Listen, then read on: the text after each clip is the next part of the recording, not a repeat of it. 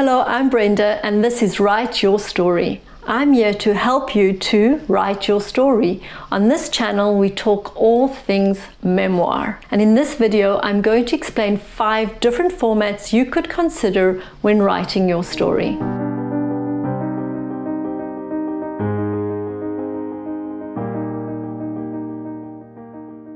First up, the most popular one is of course the novel format. The novel format is a really good choice because it adds all those elements we need to consider when writing fiction, and we transfer it a little bit into our non-fiction, where you consider plot, characterization, protagonist, antagonist, scene-driven writing.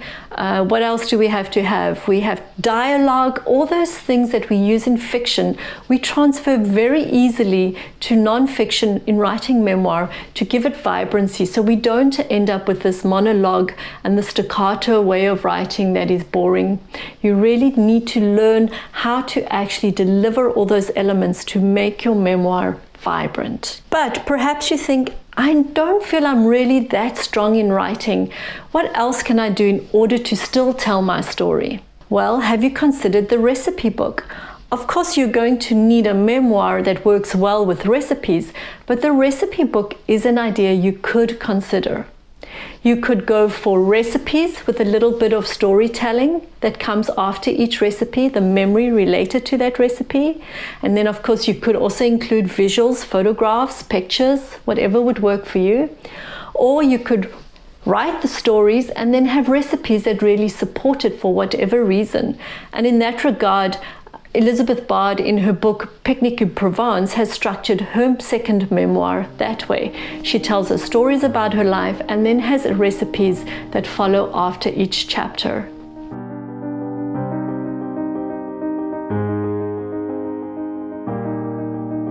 My first memoir was actually a recipe book. I didn't see it as that at the time. I just did it as homage to my mother and to process my grief before I wrote my grief memoir, When God Says No. But I took all my mom's recipes, I made copies of them, I put them into this recipe book, I organized them all into different sections, I put photographs of family in there, I wrote little stories and snippets, I wrote an introductory story to the recipe book about my mother and myself, added photographs of us, and I used it in this way to start to process my grief and to heal. And that's something you could do too if you're really just writing your memoir in order to heal. If you love scrapbooking, you could do scrapbooking. You could look at where your artistic ability lies or your creativity and add a different dimension to writing your memoir. So we've looked at the novel, the recipe book. What about the graphic memoir? Have you heard of that one?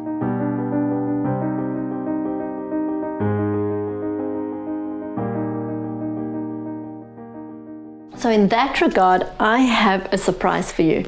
Persepolis 1 and Persepolis 2 by Marjane Satrapi. These are excellent books. Now, she has written her memoir as a graphic memoir. She's taken her story and depicted it in a cartoon strip. She's got all her little drawings, uses bubbles for dialogue, a line or two here to set a scene, and she tells the story of being a young girl around 10 years old in the late 70s in Iran when the Islamic Revolution takes place. And it's a delightful memoir. It's an insightful memoir. It's really a fabulous memoir. Do get it and have a look at how she has structured her memoir. I will do a different video where I'll do a memoir review on this book, but for now that's something for you to consider. Perhaps you're artistic, you can do a cartoon strip, you can perhaps use photography and use photography as well to support and tell your memoir story. You can do artistic drawings and depictions of memories and then add a story to that. Write something that comes to you in that regard.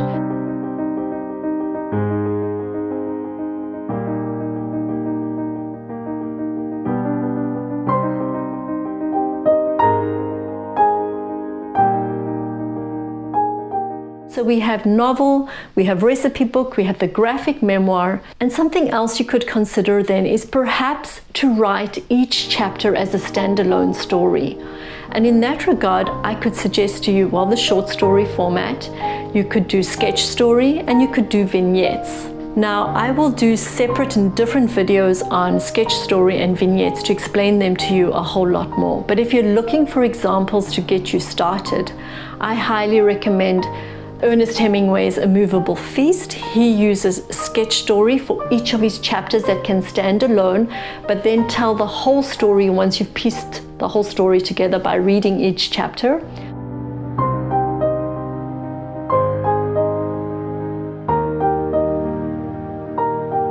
For vignettes, I give you 10 out of 10 stars for Jackie Kai Ellis and her memoir, The Measure of My Powers.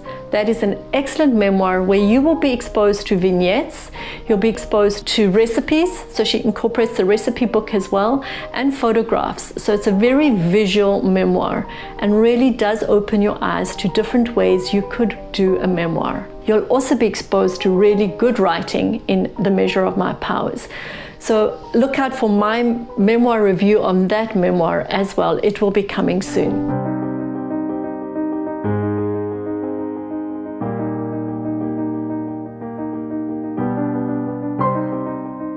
So after we've looked at those as options, what about letter writing? You could do a memoir where you write letters.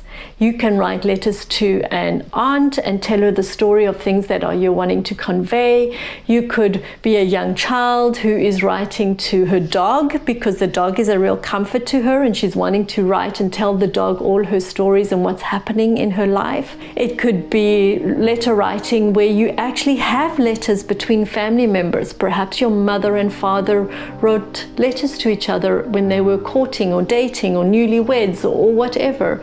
And perhaps you could use those letters as a start and then do some other writing involved in that.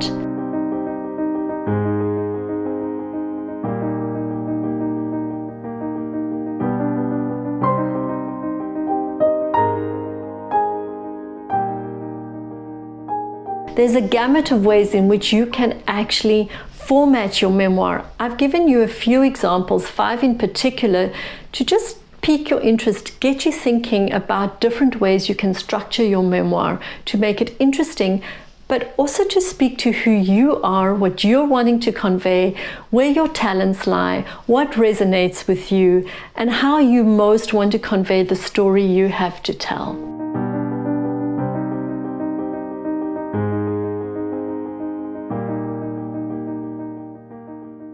So if this has been helpful to you in any way, if you've got thinking about something, do let me know in the comments below. If you've already started your memoir, let me know what format are you using. I wrote mine as a personal narrative with some novel aspects to it, and I'll tell you about that in another video too. So there's lots of videos still coming down the line. So do subscribe, hit on the notification bell, and I would love to see you in the next video as we go on this journey of telling our stories.